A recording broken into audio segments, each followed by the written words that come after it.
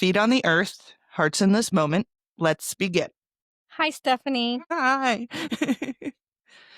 So, Before we even dive in, I'm going to just put this out there just to get it out. So our theme this week is supposed to be grimoire or book of shadows or end book of shadows. And we do have a little bit to talk about that. But honestly, I had a week. So I think we're going to do a lot of just talking about some stuff. And then we'll see where it goes. Okay. well, I guess, but yeah. And also we should mention that we do plan to probably bring this theme back at some point and talk about it more.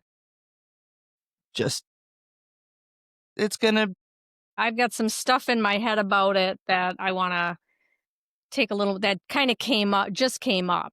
So I want to kind of take some time to mess around with that, whether it's an upcoming podcast episode or something else remains to be seen. Stay tuned. Stay tuned. Stay tuned. So I would like to start with some cool things. First of all, Taylor Swift. Yeah, Goddess Taylor. Yes, I know. And did you see when it's going to be released? No. October 3rd. Yeah. Do you know what October 3rd is? Mean Girls Day. Have you seen Mean Girls? Okay. So you remember the point where she was like sitting behind the cute guy, and he like she like asks him what the date is, and he's like, he asks her, do you know what the date is today? And she's like, it's October 3rd. And it's something that like became huge within the like fandom. Oh, I didn't know that. I didn't realize that. Okay. So it's become Mean Girls Day because it's October 3rd.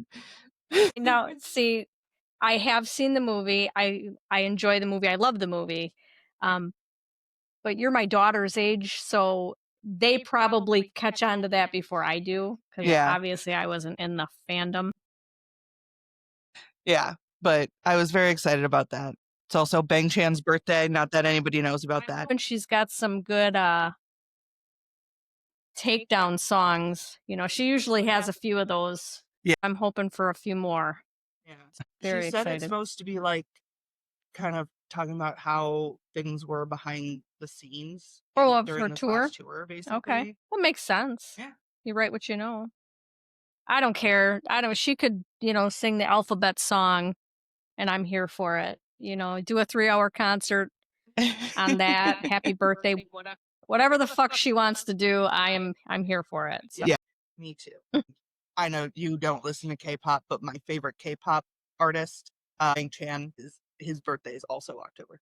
Oh. So I'm just like, this is the best day ever. Oh. Well, now I know that October 3rd. I'll have to keep that in mind. So, yeah. We'll be coming home from... I think I'll be in England. You'll be in England. Okay. Yeah. Okay. Oh boy. Yeah, I'm totally super excited. I'm totally excited for it. Absolutely. Yesterday she released a bunch of like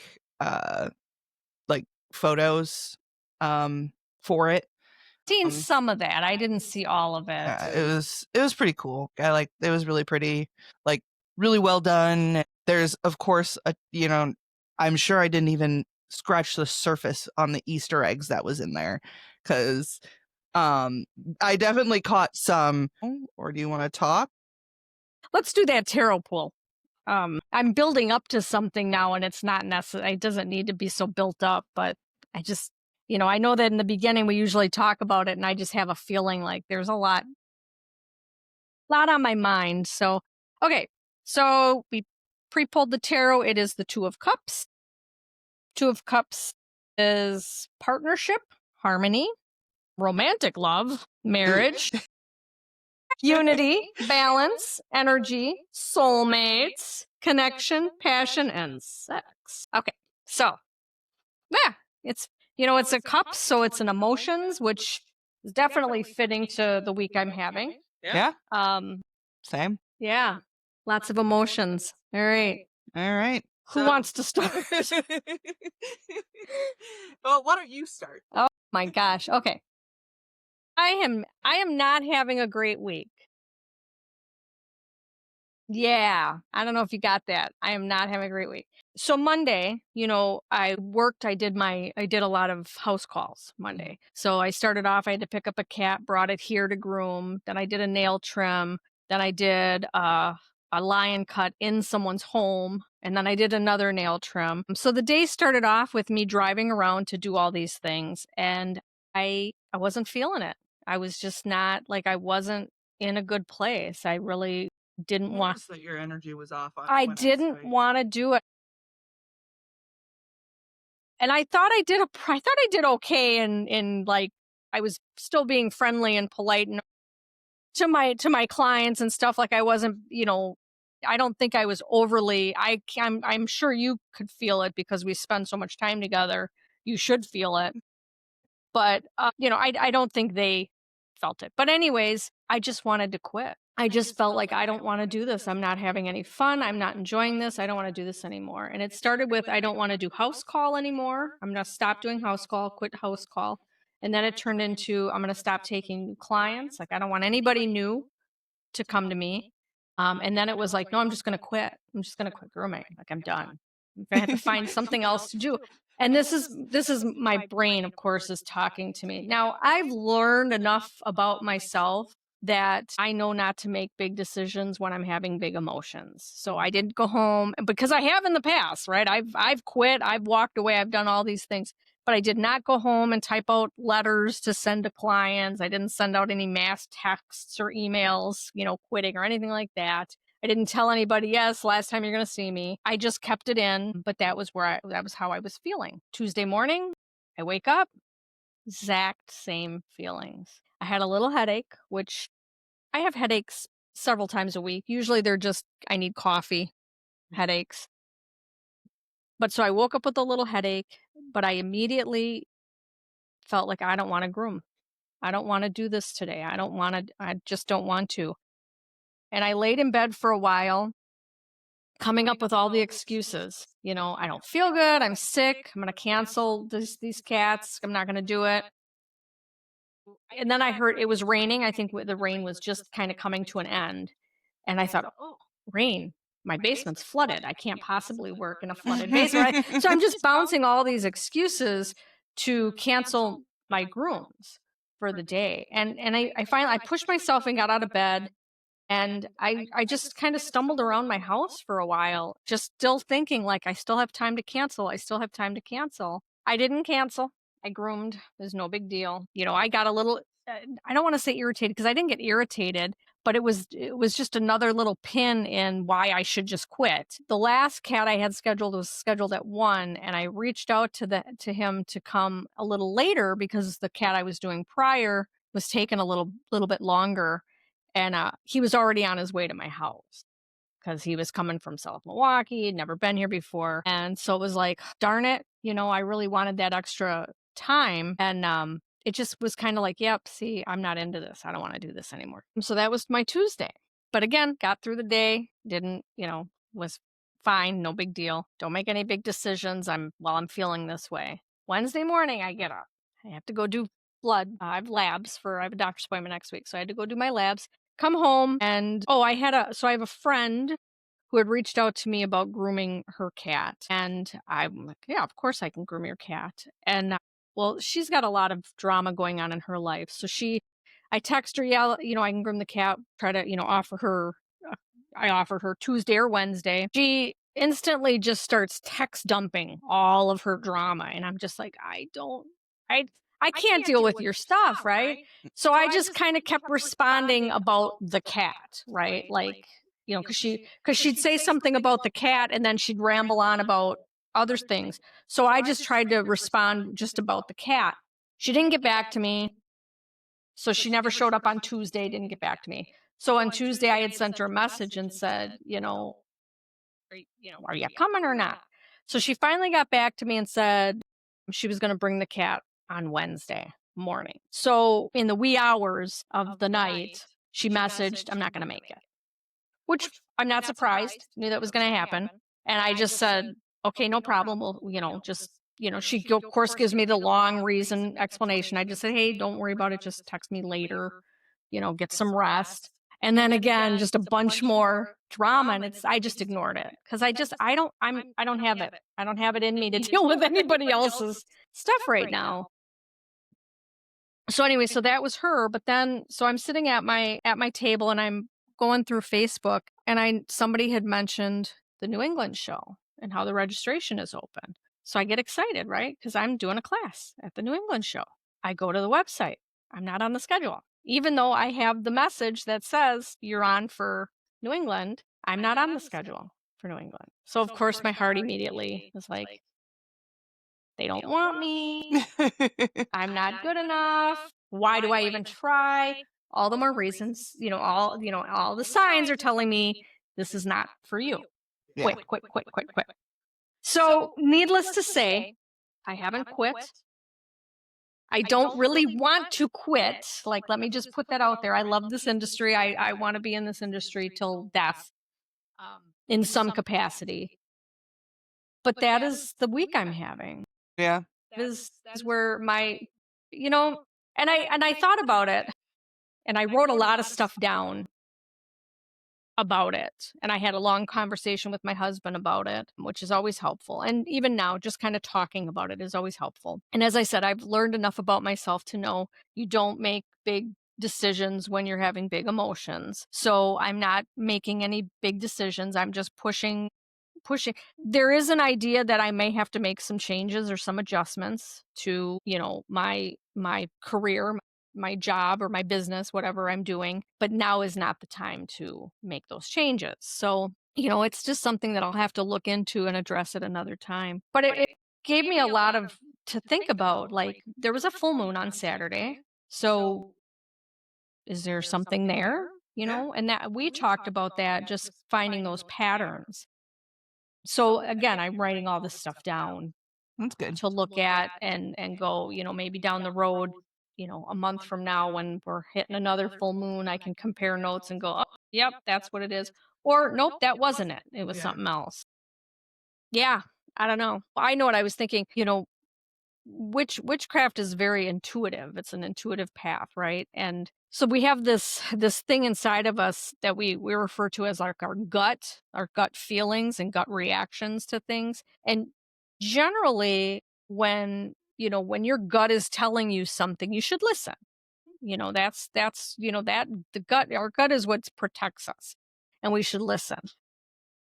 I wanted to kind of say though, there's also this, and I just refer to them as the voices in my head, right? And I don't really hear voices, so please don't call the authorities on me. I don't own any firearms, so it's cool. But the voices in my head will tell me things, and they come at it very logically sometimes. Like they'll throw the logic at it. Like I said, when the flooding in my basement, right, which my basement didn't flood, by the way, but the flooding in my basement, I should not stand in a puddle of water with electrical equipment in my hand, right? I should definitely, and that's true, right? Yeah, that's not a good idea. So the voices will use real logic to try to get me to, and those voices are not the same thing as our gut, right? Like, even though sometimes it feels like, all the signs point to this, it could just be our shit in our heads that's trying to convince us of something that's not really real, which is again why don't make big decisions when you're having big emotions. Yeah. No, I think that's kind of a thing, like that gut feeling that is like your intuition, that is your whole body responding basically. Where the voices in your head is like, it's the lie, Your brain likes to lie to you, especially if, you struggle with depression and anxiety and stuff. It lies its ass off. So, I mean, yeah, if anybody's ever went down the spiral of everyone hates me, you know, um, it's a real thing. So, and yeah, brains suck sometimes. And we can definitely, it's so funny. I have a friend of mine that her brother passed away. This was years ago, and she was telling me about how she was always looking for a sign to know if he was like watching over her or with her. And then she would tell me, and she would say how, oh, I don't, I'm always looking for the signs. I'm always looking for the signs. And then she'll be telling me things about how she was, she's thinking about him, and then his favorite song comes on the radio, and then, or she was thinking about him, and she pulled the visor down, and this picture of him come out. And I'm thinking to myself, well, that's your sign. Like, that's it. And she couldn't see it as that was the sign. Because then she's talking about how, yeah, and the picture fell. And I'm thinking, I just want a sign. And I'm thinking, that's it. That's your sign. All right. And, but in the same way that our brains are trying to kill us is, we'll see signs and our brains are going, see, there's your sign. They see, there it is. You're not supposed to be doing this, or you're supposed to be doing that. And, if anybody has ever, loved anybody with an addiction, you see that. Mm-hmm. You see that the brain is telling this person to just do it. It's okay. It's better. It's going to be better for you. And, and obviously from the outside, we know that, no, that's just killing them. But that's the brain. Our brains are wired Yep. in a way. And I guess there are people out there that can, immediately tell the I the think real and the fake, and they're able to, go through life and not succumb to some of this stuff, or maybe not as much. I feel like the people um who can not listen to it, who can tune it out. I feel like those people have had to work really hard to get there. And then I think the people who it looks like you know, they handle it so easily without problem. And I think those people just don't have the voices. Or they're just driven by something else that's stronger. Like, I think about that too. Like, if you're driven by, like if I was driven by money, I would push, I'm sure I could push past all the, the physical issues or the mental, blocks to just make that money. I'm just not driven by money. Same. So, yeah, so maybe, yeah, I don't know. No, I also am not very driven by money. Like right now, I have my passion for teaching, so like that keeps me going. And that's strong enough now, but I know eventually that could run out, that passion, which is terrifying. See, and that's the other Yeah. thing. Excuse me, you're thinking about, you know, someday that passion might run out. Like, why do we even go there with ourselves? But we do.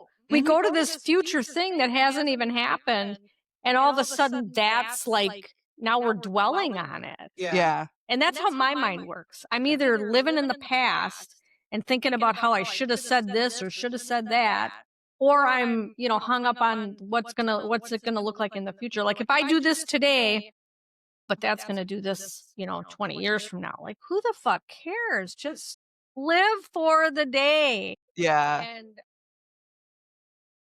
No, I have a tendency to live in the past a lot. I don't think too much into the future, and when I do, it's usually like how things could go wrong. So I try to avoid thinking yes, about the future, honestly. Like one of my biggest fears when it comes to the future is John dying before me. Don't want to do it. I don't want to deal with I can't. But like I dwell on that constantly. Like people talk about having their like mind palace where they like think things through. I have a mind dungeon where I sit and think about how terrible my life could be. So, um, but yeah, that's like the kind of stuff I think about do when it those comes to the future. thoughts like cripple you sometimes? Like, do they keep you from experiencing things? Yeah. They do that to me too. Like, they'll keep me in a state of, I don't go anywhere, I don't do anything, I don't see anybody. I think being invited, thank you very much, Stephanie, to like bunko. Bunko. Like, what the hell is bunko? It's this dice game. Okay. Yeah, I guess I'll go. And I mean, you invited me a couple times and I didn't go Mm. because it was like, I don't want to leave my house. I'm comfortable here. But then I finally went and it's like, this is fun. Like, it's so simple silly, and yeah. silly, but it's fun. And it's lighthearted. We don't have to. Right. And there's quite I mean, I don't really know what to make of all these women that we're with. Like It's a very I think it's diverse a group. very diverse group. I love So, it. yeah, so it's yeah, Because like there's some women there that are like fairly like they seem very straight laced and very like conservative, and then there's like us. there's us. There's us, and then there's also like there's women who are there's a bunch of like a couple of stay-at-home moms, and then there's a couple of like younger single people, and like it's a huge diverse group. And I think that's what I like about it. Like I try to actually schedule that in, like that's a thing that I try to schedule into my life and plan for, though sometimes it doesn't work out. Yeah. I've been doing that too. It's like I like marking them all on my calendar and seeing which ones I'm going to miss and which ones I'm not, going to be at. But I went to this last one. You weren't there. Yeah. Harry wasn't there. So, I mean, I vaguely recognized a few people from other get-togethers, but I don't really know everybody's name. So I'm still kind of like learning to put the names and the faces together. But I had a good time. But when I first got there, it was a little uncomfortable because, clearly there's people here that are, that have met and spoke before and they're very comfortable with each other. So it was, and I'm just kind of like, okay, where do I fit in? When do I jump in? But I'm an extrovert, so it doesn't take much for me to, push my way in and assert myself. No, I have a much harder time with that. It was actually when I saw that, because when I canceled, I honestly just felt like garbage that day. But when I canceled, I expected you to take that as the opportunity of, I'm going to stay home. Crossed my mind. It did cross my mind. I had dinner with Carrie that weekend before, I think. Yeah. And we were talking about going, and she wasn't sure if she was going to make it or not. She wasn't real hip on the fact that it was way out in Union Grove, which it wasn't that far, but Well, she didn't. when it's like 5 minutes most of the time. Like, Yeah, I looked at that 30-minute drive. I'm like, it's definitely further for her though. But so she's I also really hate Union Grove. Well, I As a wasn't town. hanging out in Union Grove. I was just going to someone's house. So Yeah. I feel you. But yeah, so she was, she was kind of like, nah, I don't know. But there was like a maybe she'll go. So, I thought there is a chance that she'll be there. Yeah. I didn't reach out to check with her. I just thought, nope, I'm gonna go. But yeah, I did. When you said you weren't going, the thought occurred to me. But I thought, you know what? I said I'm going. You're I'm gonna gonna go. go. Yeah. I'm gonna go. And I did, and I did have a good time. So Yeah. I'm glad you did. yeah. So yeah. Tell me about your week. So John has been in Illinois for work since Sunday, like staying down there because it's like 2 hours away from here. So he just stays at the warehouse, I guess we'll call it. Well, not at it, but stays over there because they're doing a bunch of work there, doing a bunch of like they're setting up this whole like organization system and stuff. So he's been gone. And so I've been home alone with my animals and the Yofredo dogs as well, which I don't mind. That they aren't really like extra work. But it's just I've had to also just take on more things this week because he's not here to do them, which is always kind of a sucky thing because, I have to plan out my energy levels and how I'm going to use it. we've been doing that, or he's been gone and I've been at home, and I have been trying to just get work done. And I can have, and I was all excited before this, like, he planned this weeks ago, and I've been excited for this because, like, as much as I love my husband, it is really cool when he's gone for a little while because I can have my own sleep schedule. I can do, like, I can have whatever schedule I want. And when he's here, I want to have the schedule that works with his. But it's just kind of like, ooh, I could stay up as late as I want, and I could, I could wait to start work until 2 o'clock in the afternoon. But then it's been just like, really, this week has just been, I've had a hard time getting myself to actually do anything, really. It's been rough. And for a while, I couldn't figure it out. And then I realized, well, so yesterday I had an appointment with my neurologist, who's like the only doctor I actually enjoy seeing because he's awesome. He comes in with cool socks every time. We always have to have a conversation about his socks. And I start that conversation, not him. But I had been a little bit down about how I hadn't been feeling great this summer. Just like, the summer is a hard time for me in general, like medically. And just this summer has been extra rough. The smoke from Canada definitely doesn't help. But then just the humidity and the heat really mess with, and like the all of the wild pressure changes um have just been awful. And you know, I have POTS. POTS is basically just, I'm surviving off of barometric pressure, like. And so I haven't, like, I've been frustrated because it's my busiest time of the year, and um I I can't do the things I want to do because I don't feel good. And of course, he made me feel better because he, talked me through it and explained, like, that is a normal thing for people with POTS. And, all of his clients have been having troubles with this. So it's not like I'm a weirdo, which, well, yeah, but not, it's not like I have like a special case, which is very soothing to me, because just like knowing that, like, he deals with this all the time. And so it's not like we're not just like wildly trying whatever we can. So, because that's what most of the time I feel like a fucking guinea pig, because no one knows anything that's going on with me. They're like, I don't know what POTS is. I'm like, but yeah. So he did make me feel a little better, and he did give me some medication changes that might help.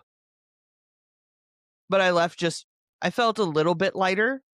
And then it got me thinking, and I realized that the reason I've been feeling so down is last Wednesday, I had an appointment with my therapist. And I think I told you, my mother had reached out, like back in June. And the conversation was basically, hey, I want to try to work this. She was like, hey, I want to try to work this out. And I was like, well, these are my boundaries, and I need you to respect them. And they she just kept, like, she responded with just a very, yes, I want that too. And like, at the very least, we should do this for my sister and her daughter. And I was like, no, it has to be about us. You have to want this relationship. And it was very, like, she just kept mirroring everything back to me, which is super frustrating to me because then I don't feel like it's authentic. Well, so me and my therapist have touched on it here and there since then, but she decided to, push a couple buttons on Wednesday and made me think about it. And so I realized that um my mother is not as she is not mentally at the same age as me. I have pretty much consistently been mentally older than her, because she had me at 17. I get it. and she didn't have a great mother either. Like, my grandma, she was a great grandma, terrible mother. I've heard the stories. I know she was. I'm a better Um, grandma than a mom too. yeah, I mean, I feel like that's kind of how it is a lot, partially just because you're a mother first and then you're a grandma. So, like, you've learned more. There's an experience level. Relationships are different, but you've also, yeah, your experience is different. You've learned things that, Yeah. this isn't gonna work. So, This isn't gonna work. Why try? so yeah, we were like talking about it, and she's like, she made me realize that basically my mom is not capable of doing more than mirroring right now because she doesn't have the emotional intelligence to do it. And I'm like, right. I don't like it because then I have to do work. And I'm like, it's a lot easier to just be mad at her, Sonia. Like, come on.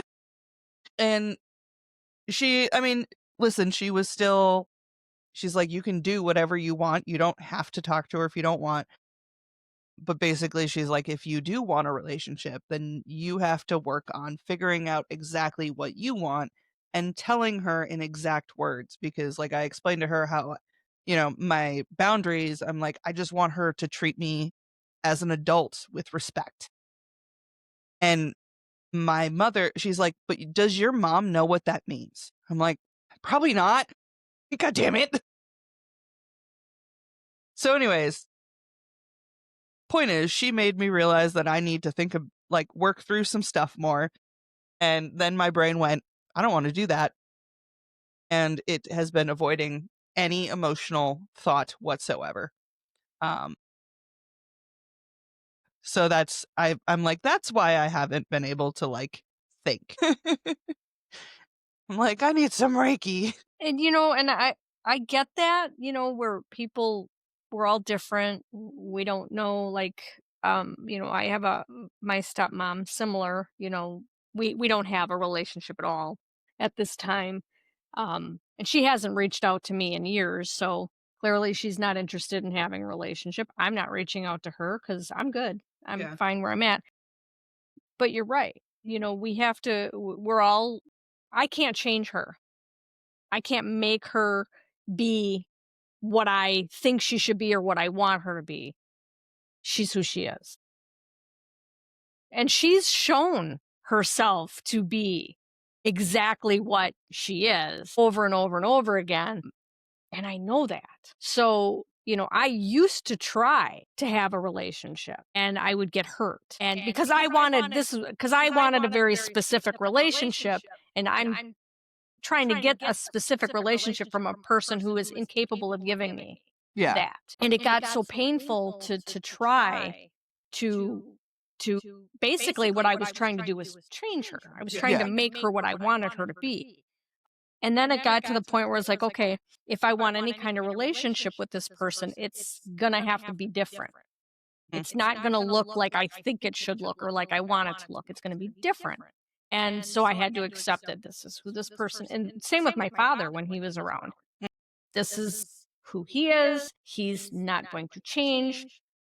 But whatever relationship I have with him is going to have to be within these, like you use the word boundaries, these are parameters, right? These parameters, we're not going to talk about certain things. Yeah. If this topic comes up, I'm going to have to change the subject. Or there's going to be times when we're just going to avoid each other. So for the last few years that we had a relationship, that's kind of what it looked like. It was very different because I had set those boundaries and had those parameters, but I had to follow them. Yeah. Because I can't make them follow them. Yeah. I had to follow them. And basically it just meant that, you know what? She's not going to behave the way I want her to behave, so I'm not going to tell her certain things because because she's a gossip. If I try telling her something that is intimate or personal, she will run around and tell a lot of other people that have no business knowing that.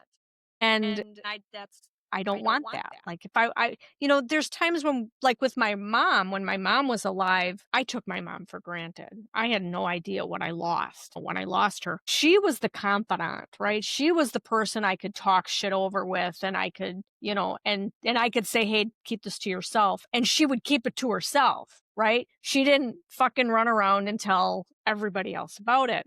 And I wanted that with my stepmom. I Yeah. wanted to be able to have that kind of mother-daughter relationship.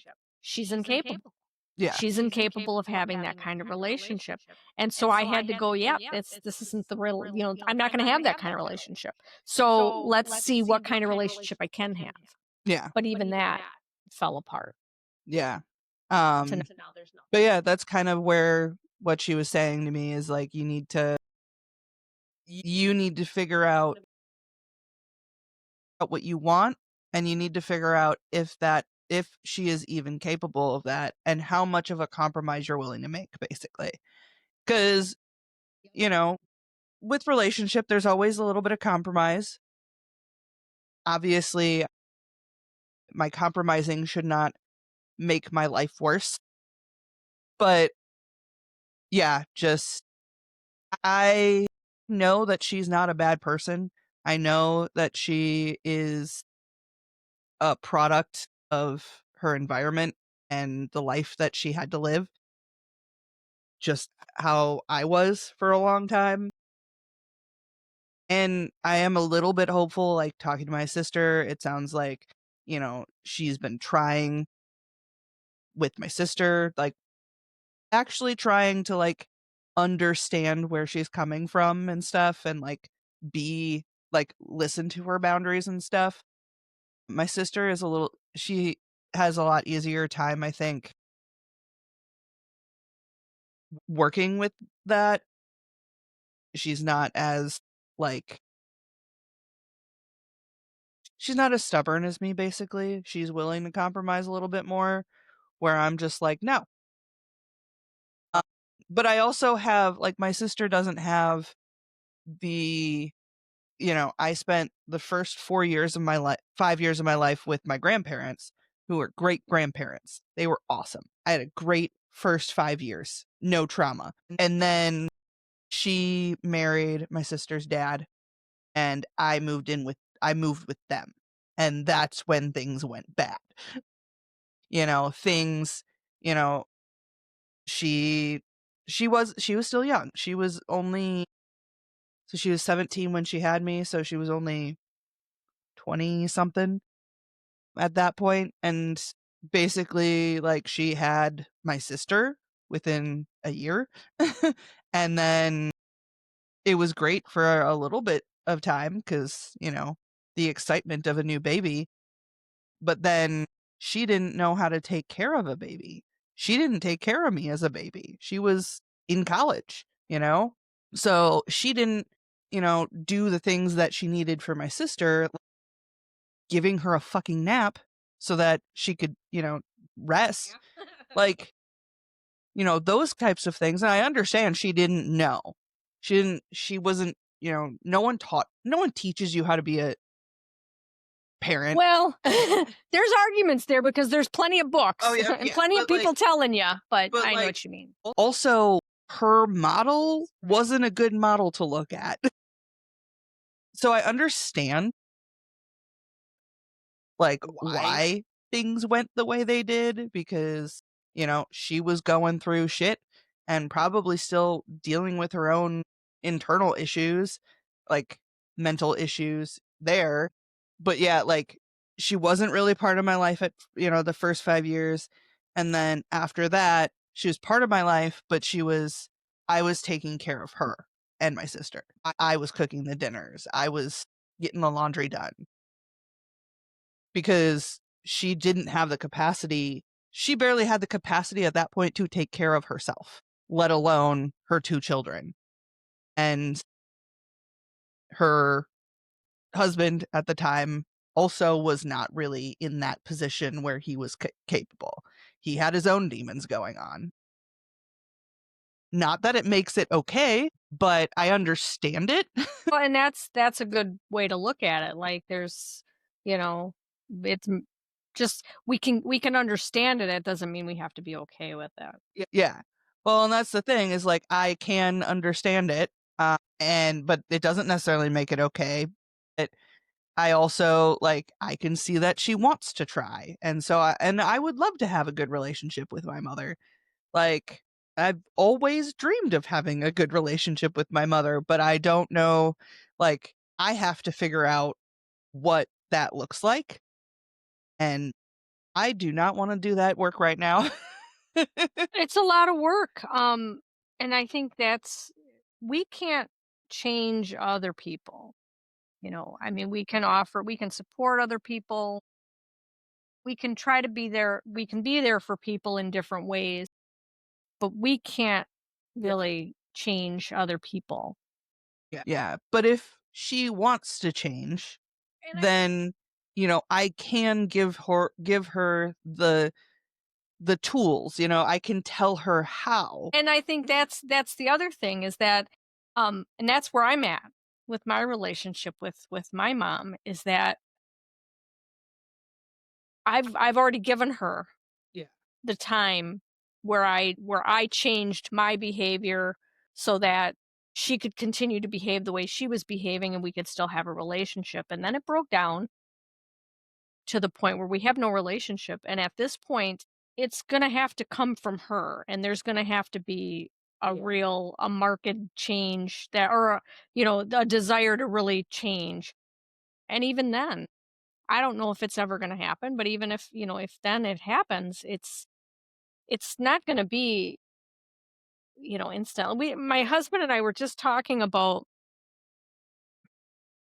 what are we doing for Thanksgiving? I don't even know why it came up. Well, I think we were watching a show. We're watching this the television show, and I think they were in Thanksgiving because we're just binging, and so it was Thanksgiving time for them.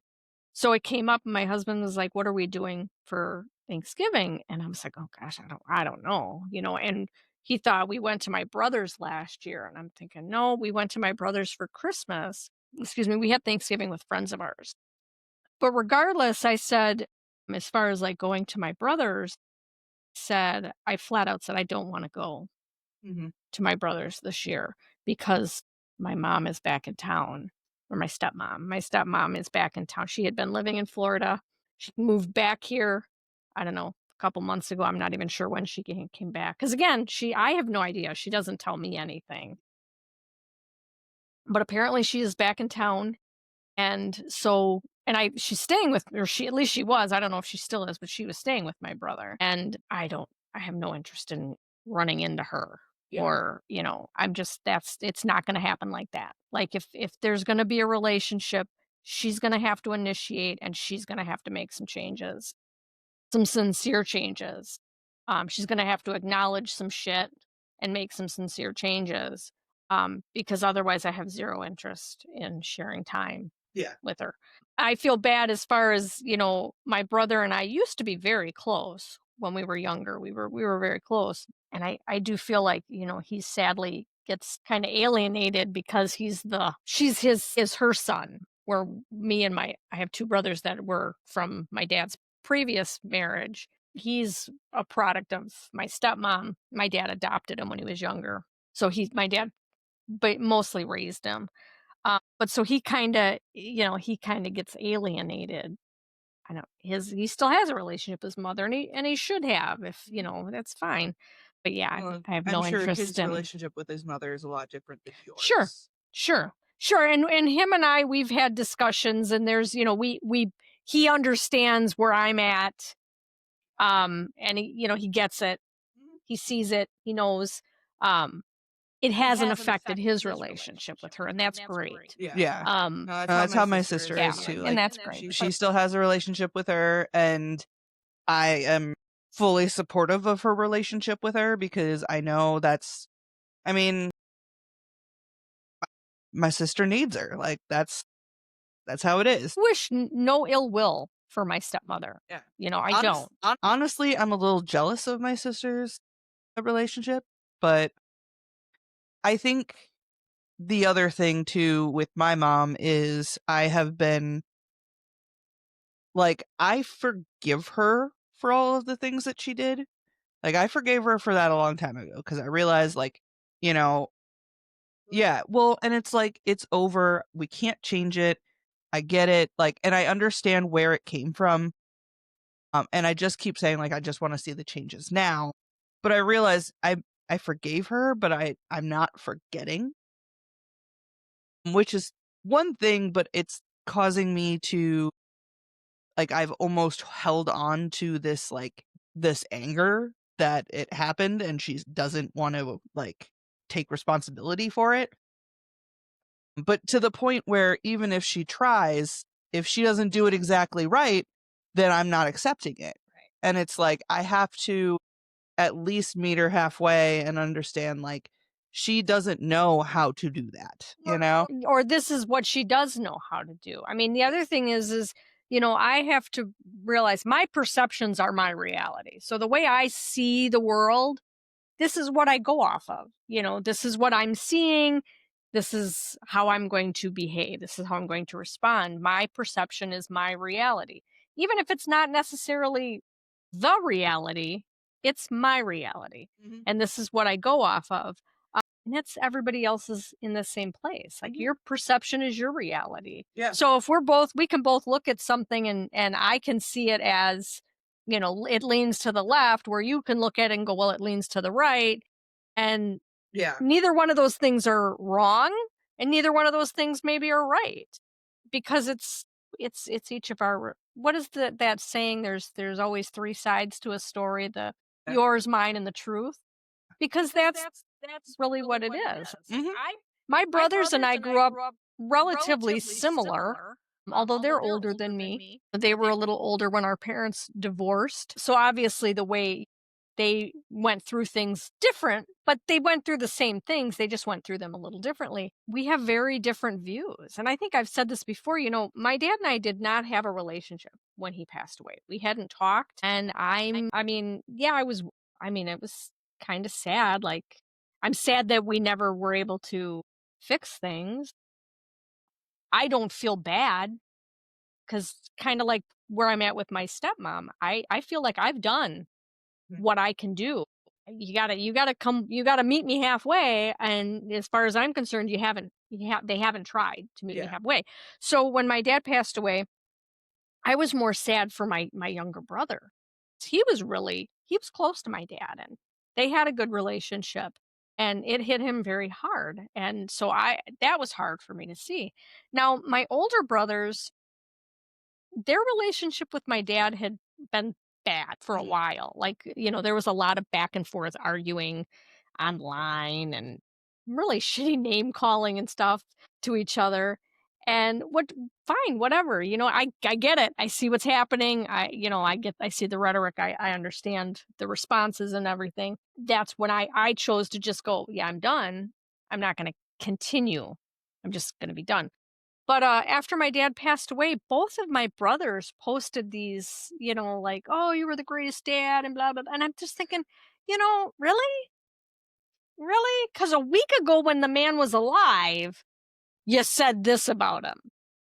But now that he's gone, he's the greatest. Mhm. And it's like, I don't know, maybe that's them feeling bad and feeling guilty because they did have because it was so bad at the end and they were unable to repair it. Yeah. Um, Yeah, I feel like a I lot don't of know. times that's I out of wasn't going to be guilt. disingenuous. Yeah. I thought, no, I also am like that. I'm like, I don't wanna pretend like this was a good person.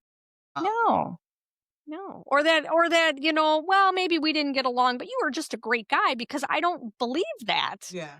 Because I don't believe it, because I seen things, I heard things, I watched you behave a certain way that I'm not okay with that.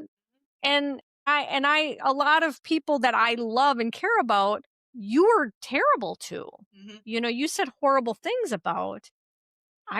I can't just go, well, he's dead now, so he's great. No, he's still not great, you know? Didn't Um, even try.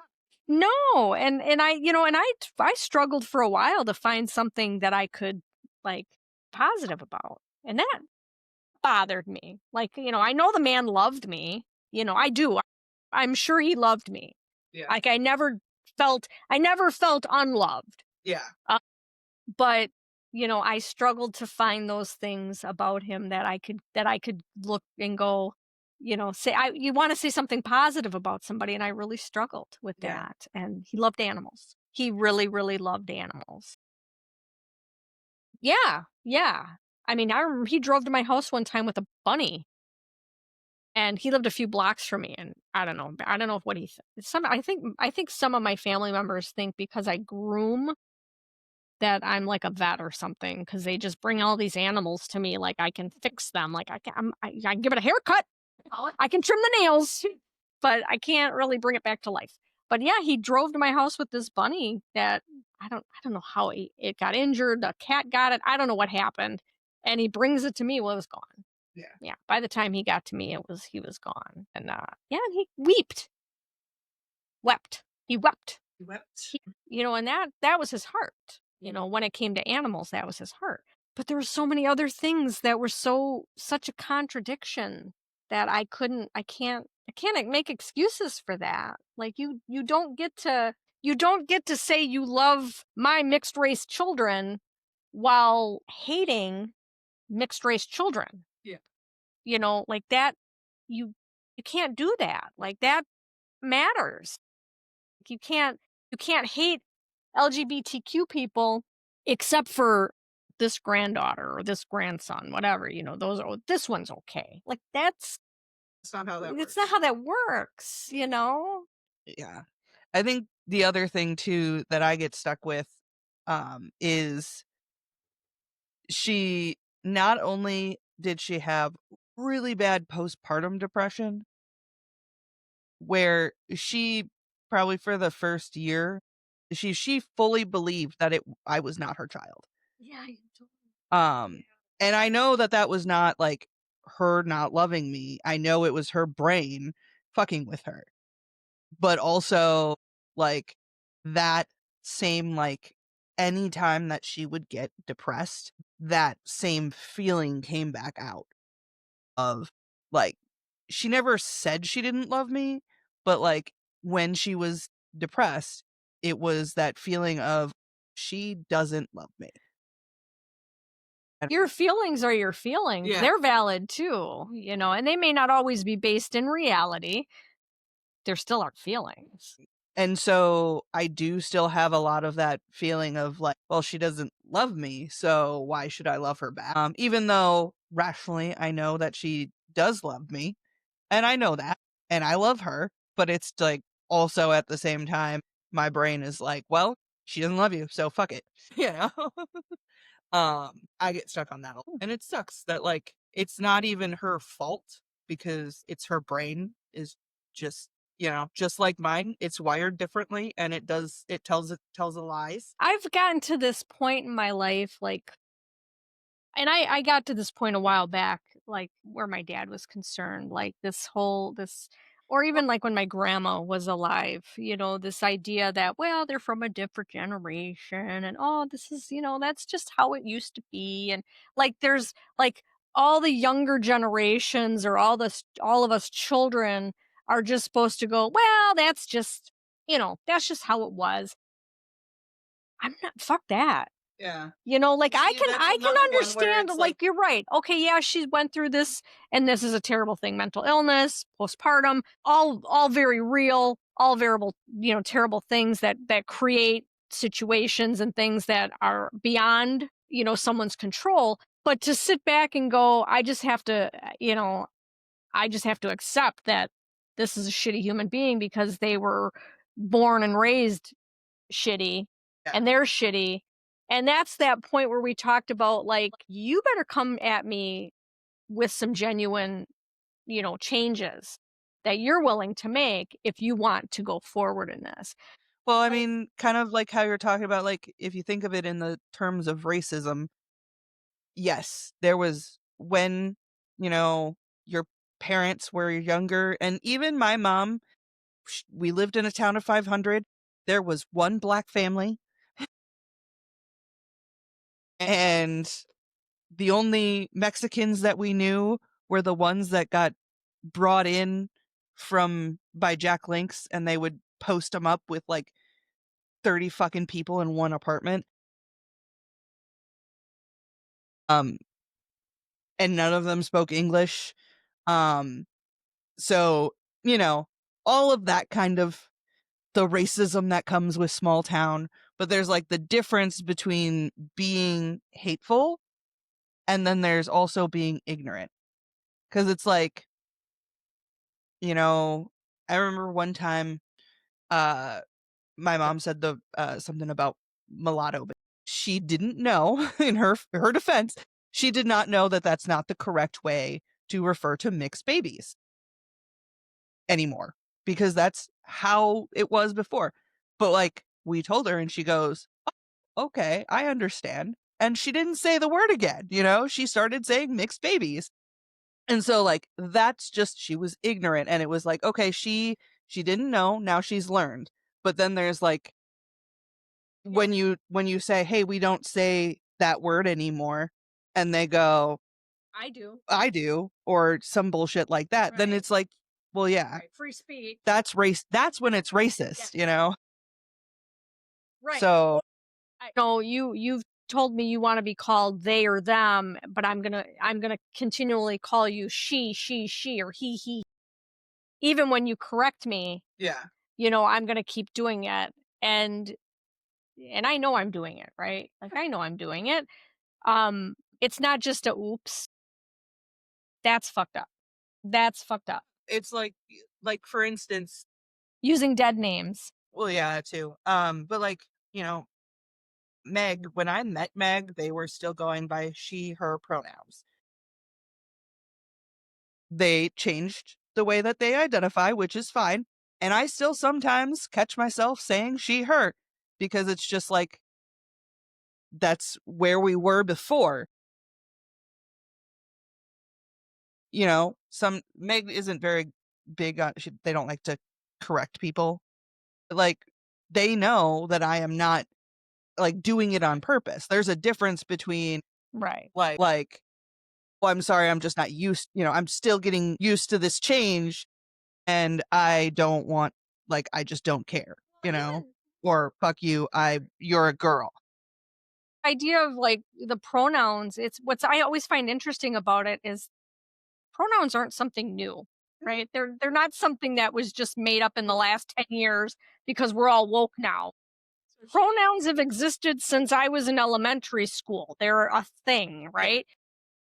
The fact that there are people that would prefer to be referred to as they, them, rather than he or she, that idea might be somewhat new, right? We've been using But they, we've them used, right, pronouns forever. we've always used, those pronouns. Exactly. We've always used pronouns. The John was actually, me and John had this conversation the other day because I don't remember, he mentioned someone, one of our friends, um, and used, they, them pronouns. And I'm like, oh, do they go by they, them now? Because I just, Right I was, now, yeah. like to change it. And he's like, no, I'm just, I was just using pronouns. And I'm like, I mean, right, that's, yeah. because we can just use what? Wait, you can just use a pronoun?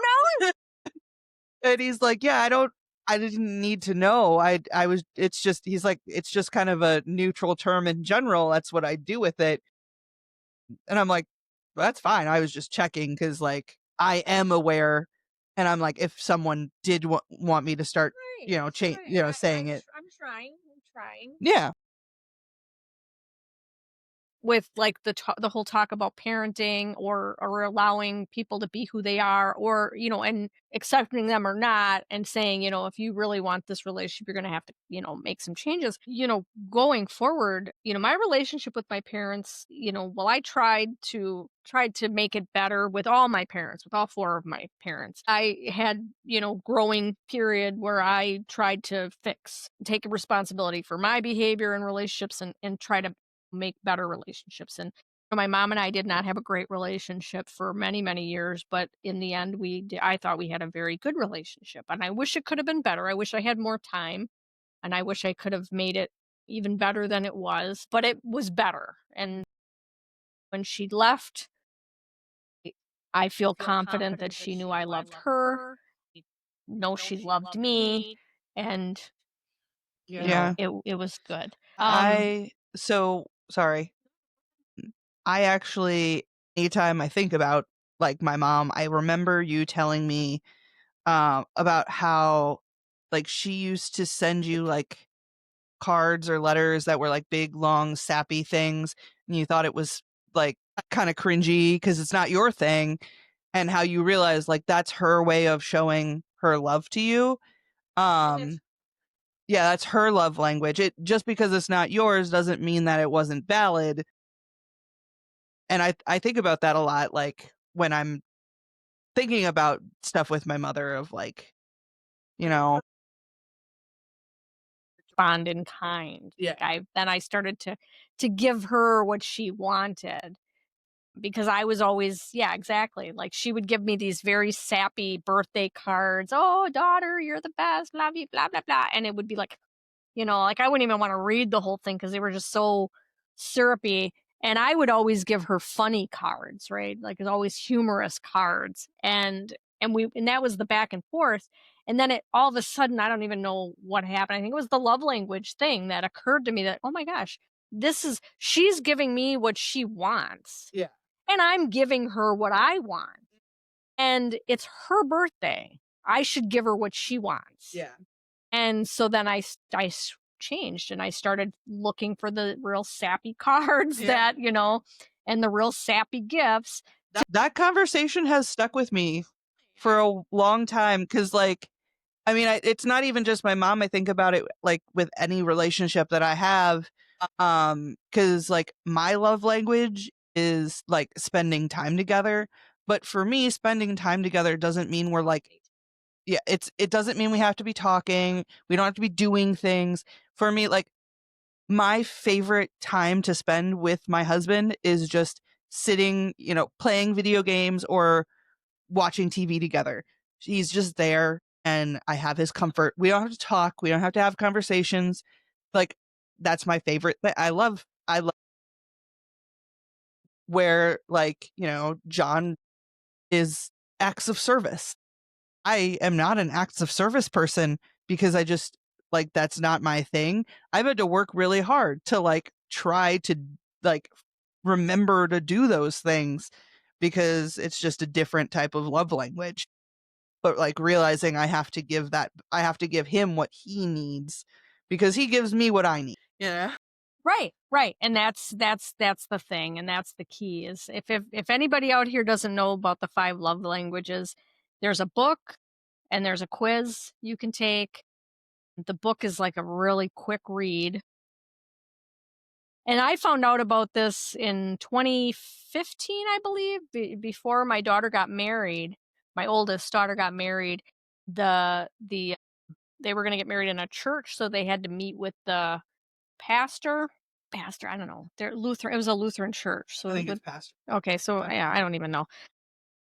The guy. It was a woman. It Oh, was a the woman. woman? Yeah, the woman. But that was part of yeah, that was part of their pre-marriage counsel Counseling. thing. Yeah, they read the book, they took the test. And so she shared the test with all of us, so we all took the test and to see what our love languages were. That's the only reason why I know about that. But take the test, do the book. If you're, whether you just want to know for yourself or you just want to, like with your friends or family members, loved one, whatever, it's quick, it's easy, and No, I do that. it's pretty eye-opening. I look at it with friends. I think about it with friends. Even just like people I don't like people I meet in general, even if we're not close, I like to kind of like pay attention to that because, I can grow that relationship more if I'm doing the things that, and I have to like obviously I'm not going to do that for everyone because it has to be genuine, but like it does help me try to find a way to connect to people. Have you ever done the MBTI thing? I've done no. That one, no. But I've done other online different tests. Yeah. MBTI. So yeah, it's like a personality test basically, and you get like a series of letters to represent you. I'm Yeah, I am like INFJT or something like that. They're obsessed with MBTI in Korea.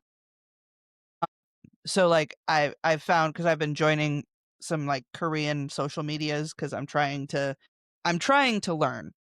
And I am a top-down learner, so learning from like the way normal people do doesn't work. I have to like just immerse myself in it. So I'm trying to learn Korean, and so I'm trying to immerse myself, and every single one of their social media apps is what's your MBTI. And people like I'll have conversations with people and they'll actually be like, oh, so like, this is part of my, personality. And but it's a really cool thing. Like they're just, it makes them more aware of themselves. And obviously it's not going to be like this for everyone, but I've noticed that in Korea, even though there's like the stigma of, especially like the older people being very like not emotional, but they actually are very emotionally intelligent over there. And like they really, and when I watch like K-pop videos, when they do like interviews and stuff, they'll bring that up. They'll talk about the MBTI and like, oh, I used to be more of this and now I'm more of. Well, what's funny is back in the late 60s, early 70s, the big thing was your star sign. Yeah. Or sun sign, whatever. What's your sign? What's your sign? Yeah. And that was like, oh, we're not, I can't be dealing with a Pisces or whatever. It's like, that was like a big thing. And you would see it in TV shows and movies that they would make reference to it.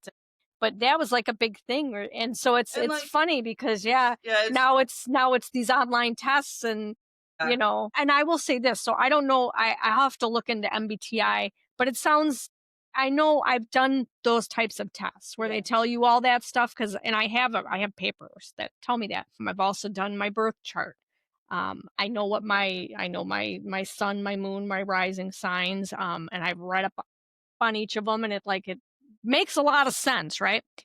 But my curiosity, and I've done a little bit of comparing for myself, and it makes sense that my love language being acts of service, it fits. It fits with like these personality tests and in my birth charts. Like it really does fit. So yeah, I think that's a challenge. We're gonna put that out there. Everybody go and do either an online personality test or your birth chart or the 5 love languages, find out what your love language is, and just think about how that actually, if it makes sense to you when you find out that response, does it make sense? There's definitely there's that kind of misconception that people are like, oh, you're a Cancer and you're going to be hard and fast a Cancer. Okay. That's not how these things. No. They are literally just making general labels that cover a wide range of people, but it helps just it. A lot of people, I know I like to have a label for things. It makes my brain it makes it easier. So being able to call it, say, okay, I am emotional. I'm a Cancer. Like I am an emotional being. I'm very watery, Water sign too, Yeah. but my sign is more volatile. It's more like, which makes sense. Like I get heated quick. I heat up quick. I can cool down. I can cool down just as quick, but I get heated quick. Getting us kicked out of hotels. He was an asshole. He was such an asshole. He deserved He it. was such an asshole. But yeah, it's like I think a lot of people when they look at these types of things like, birth charts and stuff like that, they're like, "Oh, that's just woo-woo shit." And it's not so much we're not saying like we're going to magically be exactly a Cancer. That those things should rule everything you do, or that But it does. I have to check my star signs before I make a decision. No, it's not. I don't believe. I mean, some people do, and maybe that works for them. I don't. That's not the way. Like my path doesn't take me that way, and I don't live my life that way. But I consider those things. I do consider those things. It helps me to put labels to my like my emotional intelligence. I have those labels and I could say, okay, so this is the kind I know I'm this kind of person. I know I'm a Cancer, so, I've got to make sure that I am emotionally regulating myself and, those types of things.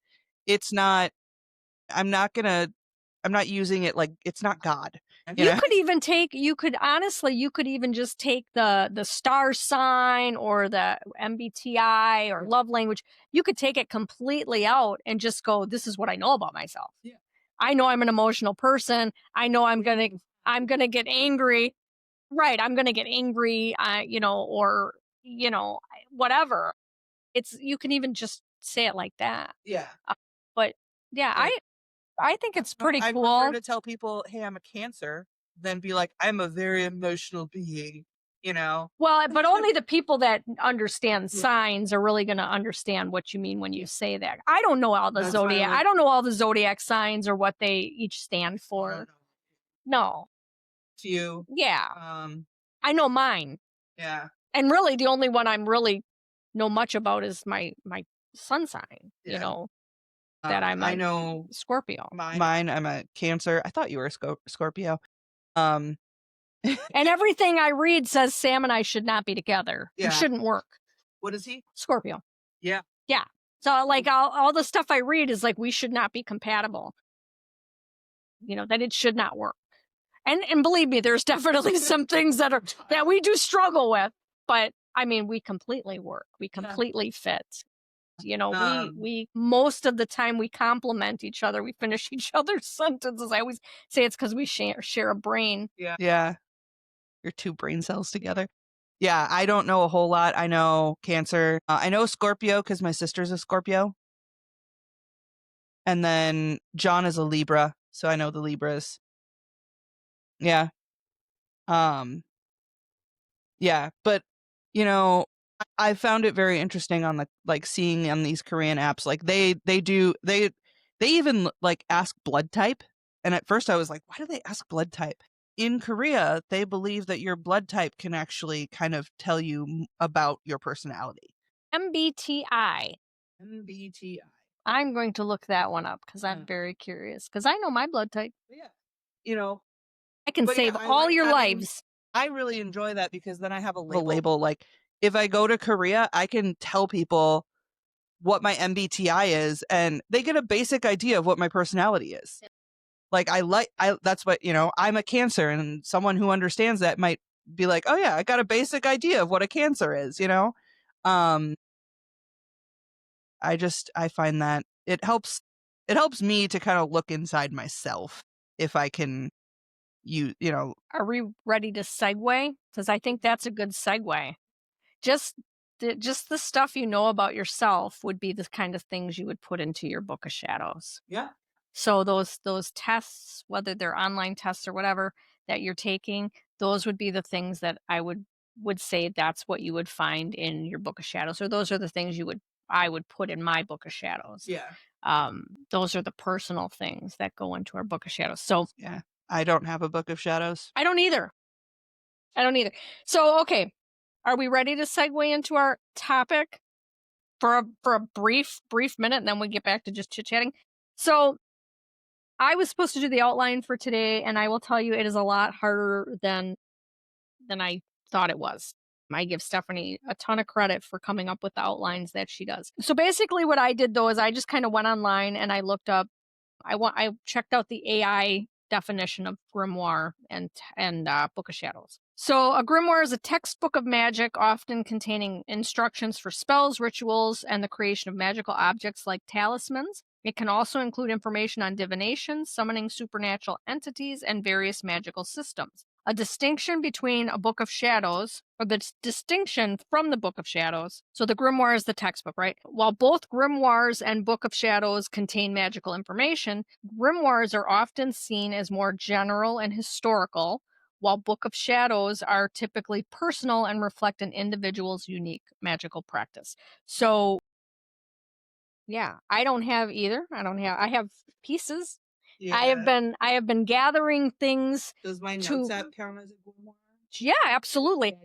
Yeah, you can do that too. Like you can have something online. Your journal you could consider. I mean, one of the things that I love about having this path is I can just I can name things, right? Like I have a journal at home, but I could write Book of Shadows on it and suddenly it becomes this witchy thing when it's just a fucking journal, right? Yeah. It's just my thoughts It for the feels day. fun. But it feels very, very witchy and I It enjoy gives that. it gives me dopamine. Yes. So a couple things that I was thinking that you would find in a and I'm not going to go through all these things that I had typed out because honestly I just don't want to. But when I was thinking about like a book of shadows or a grimoire, when I was thinking about the difference between a grimoire and a book of shadows in grooming in a grooming sense, I think of the grimoire as the place that you would find your MSDS sheets, Mhm.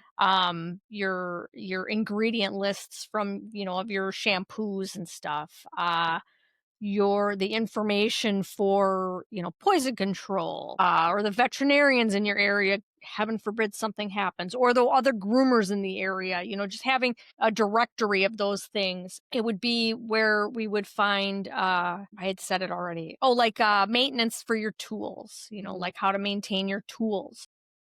Whereas your book of shadows would be the More like a schedule. handbook? Yeah, more of your personal handbook. It could be like the schedule for when to maintain your tools or when to clean or how to clean. It would also contain like general information for each pet Mhm. that you would maybe change, would change. Like you might have your client information in the grimoire, but the pet information or grooming notes would be in your book of shadows kind of thing. So your book of shadows would kind Both of always. be both. But your book of shadows kind of is always, I would say, is always changing, is always evolving. You're always adding or removing things from your book of shadows, whereas your grimoire doesn't really change so much. It kind of stays the same. It's I don't know. That was my take on the I difference like that. between those two. No, I like that a lot actually. And yeah, they don't have to be like a physical book, you know, whether it be an online thing or, whatever, but it's just that information. Yeah, I like that. That's pretty cool. Do you have anything that other about the grimoires book of shadows that come to mind? Or yeah, I don't have one either. I have pieces. I've been pulling pieces out all over the place. I have a vision in my head of what I want my grimoire to look like, and it's got to be real spooky. And Yeah. so ultimately I've never created one because I I think my students get a binder and it has, rules in it. It has our reference sheets, like stuff like that. I'm going to start calling the binder the grimoire now. Cuz I like that. We'll give them the here's your give grimoire grimoire. and you Um create your own book of shadows. yeah. It would probably be a good idea to have them like kind of do almost like a journaling thing like at the end of every day. Not necessarily that I'm going to read, but just No, it can be their own personal that, yeah. yeah, you don't have to read it at all. I just let them make their own notes and stuff. Get into that habit. That's one thing from get-go. Excuse me, when I went to school, I've always maintained a client card.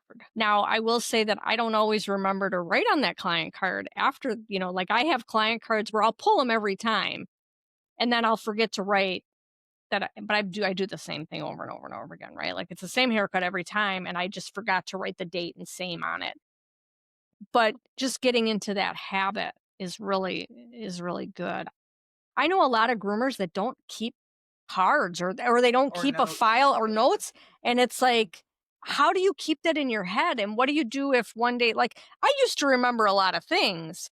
I don't remember a lot of things anymore. Yeah. I'm really bad at remembering to write notes. But I do usually remember what I did.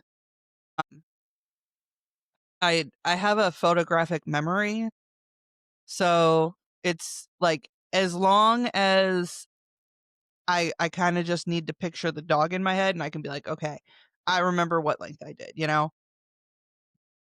But it's not 100%.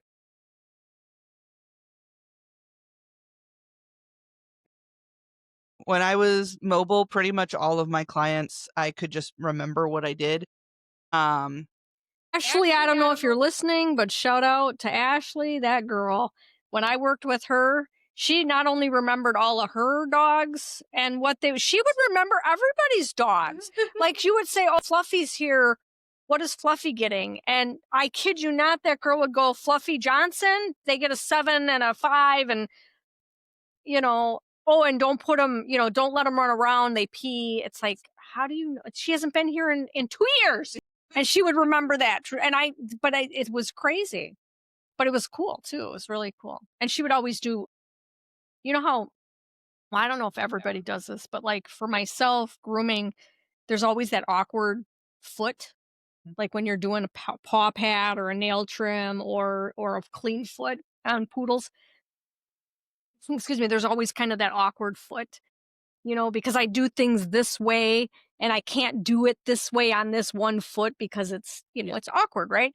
So I would always say to Ashley, hey, Ashley, I need you.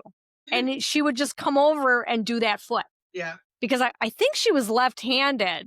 So maybe that was why she could do it. Yeah. Or she did it a different way. That wasn't the awkward. She had an awkward foot too, but it wasn't the same way. Yeah. So, but yeah, she would I'd be like, yeah, you know what, come and do this last foot. And she would just come over and do it. And so that was kind of like a running joke with her. Like, hey, Ashley, come and do this foot. So anyways, I miss Ashley. I haven't seen her in years. Yeah. But yeah. It's always nice to have good coworkers like that. Yeah. Yeah. Yeah. I didn't always enjoy my time at that place when I worked there. And I know I rubbed my coworkers wrong a lot of times, but I look back now and I have fond memories. Yeah. Like I really do. And, there was even one of the groomers that I had made a remark to a different groomer. And of course it got back to that groomer. And so I know there was a lot of and I feel bad. I feel bad that I said it, and I definitely feel bad that it got back to her because I said it and I stand by what I said, but I don't think it was taken quite the way I meant for it to be taken. But then it was repeated, and I know it hurt. And yeah, and I do feel bad for that. But yeah, shit happens. What are you gonna do? If I ever get an opportunity, I guess to have a relationship with that person in the future, I'll have to keep that in mind and make an amends for that, right? And just apologize for that, for saying what I said. Yeah. Yeah. I thought I was gonna burp. So yeah. That's that. We have when does the All American episode get posted today, or it is posted? Well, I can listen to it on my way home. Yeah. That one had a little bit of a mess, but it was because of like my computer issues. So I had to like splice things together but it's fine. And yeah, like for some reason the last like half hour It was echoey. Microphone was echoey. Well, hopefully this one will be different since I didn't use the headphones or the microphone. Yeah, you've got the normal microphone now. We'll see. We're gonna keep trying. I don't know what we did the first episode that worked. We only used one microphone, but like it will, if I can get it to finally work perfect, it does sound much better when we have two microphones. It's just getting it set right is the problem. So the tech guy. I should not be the tech guy. Yeah. Another thing I was thinking about with both the Book of Shadows and the Grimoire.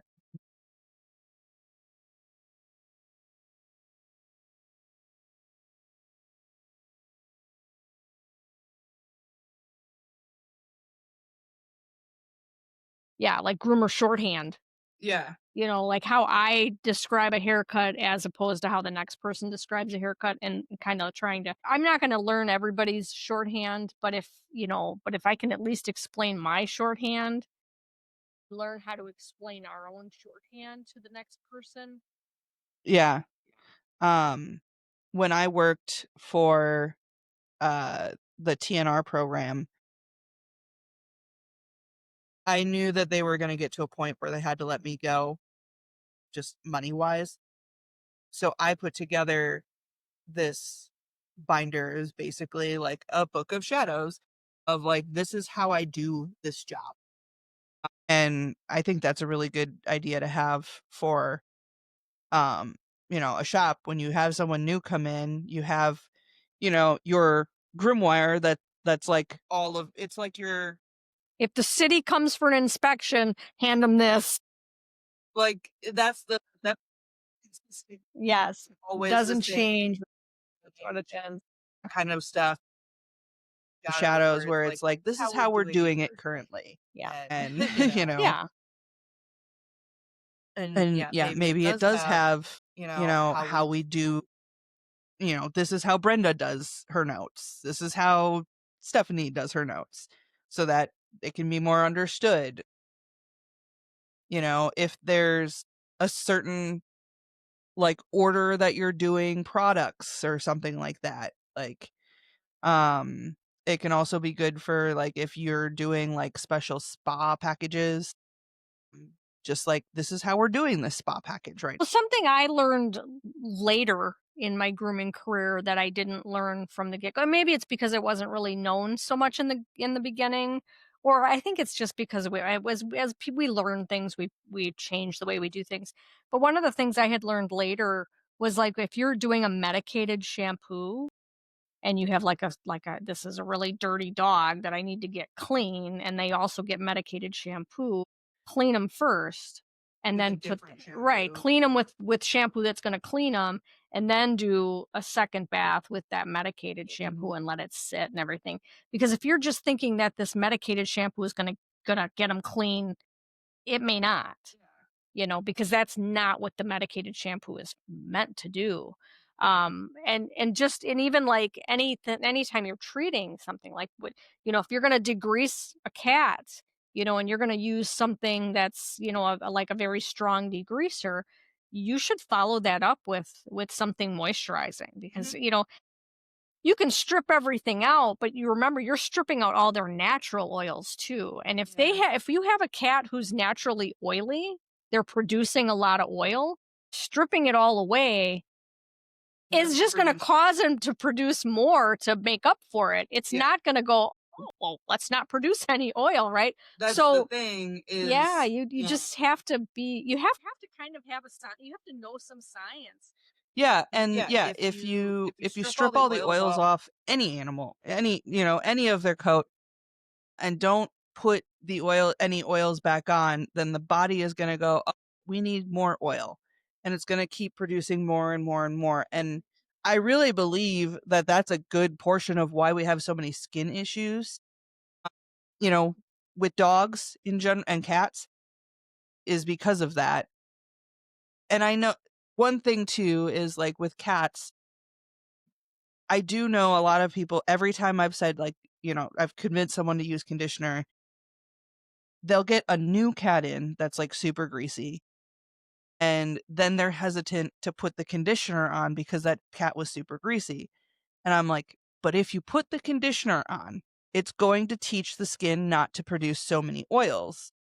And so, yeah, at the end of that time, maybe they're still a little greasy. Maybe even the next time they're still a little greasy. But after a couple times of doing that bath with, the conditioner, that it's going to come back around and it's going to be like more natural to what the cat is supposed to have.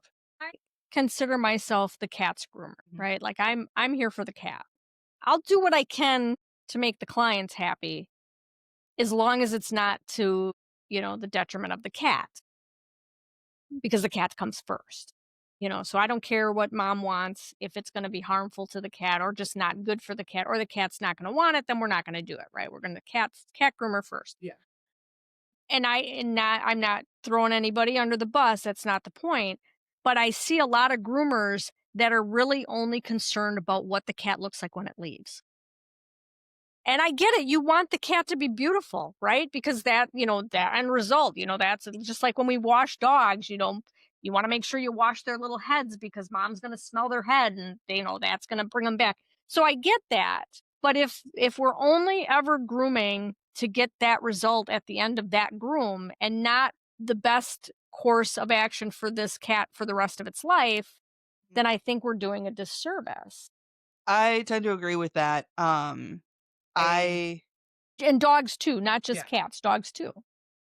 No, but I see it the most in cats, and I think so. Like, I see it most in cat groomers who are doing a lot of them, and I think they get themselves to this point where they have this expectation of the cat has to be, done this well, where we're seeing, around here, we don't have a lot of people getting their cats groomed. And it's like, it's kind of a newer thing. We're trying to, teach the people here, but most people here are not getting their cats groomed.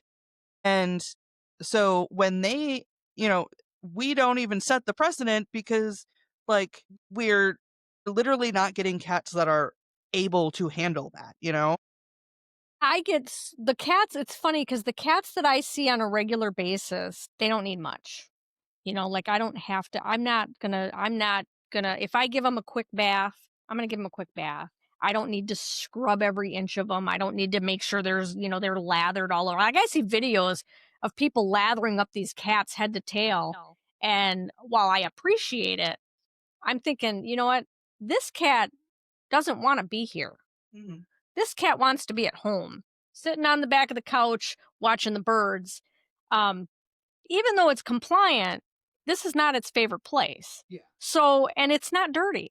The cat is not dirty. This cat is not greasy. He's not filthy. He didn't roll in anything. So, if I do a quick bath, it's good enough. It's good enough. He smells good. He's clean. Maybe his butt needed a little scrubbing, but I don't have to like, oh my God, I got to get head to tail. I see a lot of those cats. Unfortunately, the ones that really need to be lathered up, I see them once a year.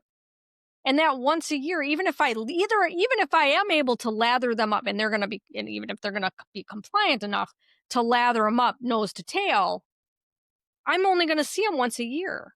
One bath, two baths, even if I do two baths today, it's not going to hold them over for a year, and that's kind of like, those are the extremes that I get in grooming. No, and I see the same thing. I have some regulars, and I'm like, I don't even need to give you a bath. But I mean I do. But like I'm like, you're so clean. And then like the other day I had that bowling ball. Well, Monday, yeah. Yeah. I don't remember his name. But yeah, he was a bowling ball, basically. He was a huge cat. Yeah. He was super sweet, but I had to scrub that Yeah, boy. Not only the oils, but also like his whole underside. He can't clean himself. Yeah, Daisy was very clean. So yeah, I also tend to agree. And I think also too, we all have each cat groomer has our own like style, but also perception of how that cat is handling it. I notice that I'll see other cat groomers pushing cats, and it's not necessarily like I'm not saying that they're doing anything wrong, but they are more comfortable pushing that cat a little further to get that nice, pretty haircut, where I'm like, I'd rather give the cat a little, like that. But it's just a difference in perception because obviously we don't know what the cat is thinking. Even when I have help. So I have Sam as my assistant when I need an assistant, and I have quite a few. I'm the groomer that like gets referrals from the vets and other groomers. Usually it's me. Oh, if I don't want to groom the cat or the cat's naughty or the vets, because I put myself out there to the vets. Yeah. So they all know who I am. So a lot of times I get the referrals of those cats, the ones that are harder to handle or, in the worst condition. So I get a lot of those. Come on a Saturday or afternoon when I know I have a second pair of hands to help me. But even when I have a second pair of hands, there are times when it's like, nope, we're not doing it today. Mm-hmm. This cat is so pissy, and I'm not going to do it. And I've done it, and I'll, even with my second pair of hands, we could easily. I shouldn't say easily because it's never easy. Yeah. But we could force it. We could get her done, right? Like he could hold on tight. He could really manhandle the cat if need be, and I could really get a crisp line. I don't see the point. Yeah. There's no point. This cat is upset.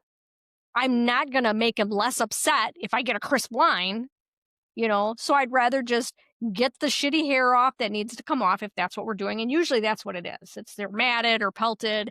We got to get the gross hair off to get them comfortable. And I'm like, if I just get that hair off, they're not going to be smooth today. Yeah. And that's what I'll tell mom and dad. They're not smooth today because they didn't enjoy this. Yeah. And we can only do so much. Yeah. I've gotten a couple new cat clients recently where they want to get on a pretty regular schedule, which I love. Yeah. Their cats aren't used to the grooming yet. And so I'm very honest. I'm like, you know what? I'm not going to push them. I want them to enjoy, be able to enjoy this process. And I don't want to make it worse for the future. I'm like, so I'm going to do my best. It might take some time, a few times before they come out completely dry and perfect. I had kittens yesterday. Oh boy. 4 months. An exotic short hair and an exotic long hair. And the exotic long hair has some staining because they're 4 months old. She just got them, like literally like a week ago. They were flown in. They got from their breeder, and the little girl got sick, and she got sick on herself. So she's now stained. Well, the mom wanted, to get the stains out. Well, it's stained, right? Like, I did 2 baths, or I let the like a degreasing shampoo sit on the coat while it was dry for almost 10 minutes. And then I rinsed and used whitening shampoo. It didn't. Yeah. I mean, I think it might have lightened it a little bit only because it cleaned it. So she was clean, but she's stained. Yeah. But these 4-month-old kids, especially the little female, she was so, they were terrified of the wash and the dry. And it pissed me off. I'm not going to lie. It pissed me off. And I put it in the Cat Groomers Helping Each Other group. I asked, what would you do with this staining? Is there anything anybody else has done to try to remove this staining? And basically, no, it's stained. You could try this, but it's just what it is. So, which I kind of figured. Yeah. But I also I added it to say, if you're a breeder and you're breeding Persians or exotics and you're not introducing them to grooming, shame on you. Yeah. Because these kittens should be introduced to grooming. They should not be absolutely terrified of water and the dryer. Yeah. Okay. Do we want to just go to the oracle? Oh, do you want? Yeah, you pulled the oracle, so do that. Yeah. All right. We'll do the oracle pull. All right. So it's already been pulled because we prepare ahead of time. Ready. All right. So we got gratitude, which I think we had before. If it comes up, it comes up. And I'm still going with enchanted blossoms because at this point, I'm like, eventually we're going to get through all of them. So we'll just keep doing it. If you guys get tired of it, just let us know. So we've got gratitude. That's the flower is the bluebell, and the butterfly is brimstone. Few flowers bring magic and fairies to mind more than bluebells. Growing in great flowing carpets in wooded areas from Spain to the British Isles, these blue trumpet-shaped flowers have long had ties to the fairy realm. To call the fairy kingdoms to court, it is said these fairy thimbles would be rung, and that picking a bluebell can be a catalyst for bad luck from the fairies. You don't want bad luck from the fairies. Despite this, the sap from bluebells was used as glue for early bookbinding and attaching the fletching on arrows. We have had this one. I know we've had. I think the third time we've read it, but I think the first time we had to do this. Yeah. In more modern times, chemicals found in bluebells have been tested in cures for both HIV and cancers. Bluebells are a hugely popular flower in wooded gardens for their unique look and their ability to reproduce rapidly. Gratitude is one of the most potent emotions humans possess. This card is urging you to stop and be deeply thankful for everything in your life. Acknowledge the people, things, and experiences and emotions you encounter daily. All of these happen for you and not to you. The more joyful acceptance you show toward the positive things in your world, the more positive things you will see and experience. The more thankful you are for your experiences, the more the universe will grace you in return. Be grateful for who you are and what you have. Once you see the greatness of your life, you can begin to focus on it and it will multiply. And I am grateful for this podcast. I am grateful for Stephanie. I am grateful that I have the knowledge in myself that even though I had some pretty big emotions this week, I didn't take any big actions and make any big life decisions. And I am also very grateful for my family because I know I was not a great mother. I have done my best and I continue to do my best to, you know, remedy what I can remedy and just have the best relationship with my girls as I possibly can. And Yeah. you? Well, I'm thankful for this podcast and you, of course. Uh, um, I'm thankful for having the emotional intelligence to see why I have been struggling this week. Um, and I'm thankful to my therapist as much as I don't like her right now. I think there's a requirement that you have to at some point be really upset with your therapist. I don't think they're doing it right if you don't get upset with them at least once. So, yes, Sonia, I'm mad at you right now. I'll get over it. You're right. I don't like it. But yeah, and I'm grateful for just the life that I have in general. I do have those fears of the future because it is a good life. Even if I'm struggling, I struggled this week. It's been a rough week. It's been a rough summer in general for me just because of all my medical stuff, but I'm still grateful that I get to be here for it. Even though, the world's a little on fire right now. Some places it's like really on fire. Regardless of the smoke, we'll still be grateful. We'll be grateful and dying. Yeah. I think it's your turn. It's my turn. All right. As above, so below. Let your pets be clean. May your pets be clean and your spirit glow. Thank you. Thank you. Bye.